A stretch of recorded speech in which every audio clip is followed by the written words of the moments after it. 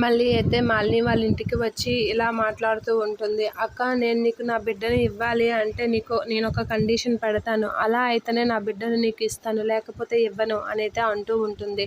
ఆ మాటలకి ఏంటి ఆ కండిషన్ మళ్ళీ అని మాలిని అడిగేసరికి, మరి ఏంటి కాదక్క, నా బిడ్డ నీ దగ్గర ఉండాలంటే మీ ఇంట్లో మీ అమ్మ ఉండకూడదు. మీ అమ్మకి దూరంగానే నా బిడ్డ పెరగాలి. అలా అయితేనే నేను నా బిడ్డని నీకు ఇస్తాను, లేకపోతే ఇవ్వను. ఎందుకంటే నా బిడ్డకి మీ అమ్మ వల్ల హానికరం ఉంది. తను ప్రాణాలు కోల్పోతుంది మీ అమ్మ దగ్గర కానీ ఉంటే.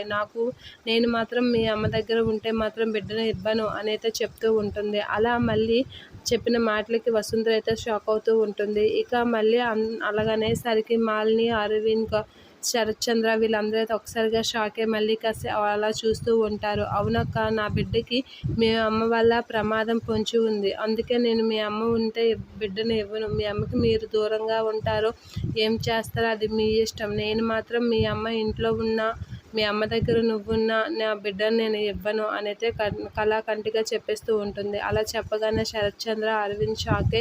ఏంటి మళ్ళీ ఇలా మాట్లాడుతుంది అనైతే అంటూ ఉంటుంది. వసుంధర ఏం చేయలేక మళ్ళీ కాసి అలా చూస్తూ ఉండిపోతూ ఉంటుంది. మాలిని కూడా మళ్ళీ కాసి అలా చూస్తూ ఉండిపోతూ ఉంటుంది.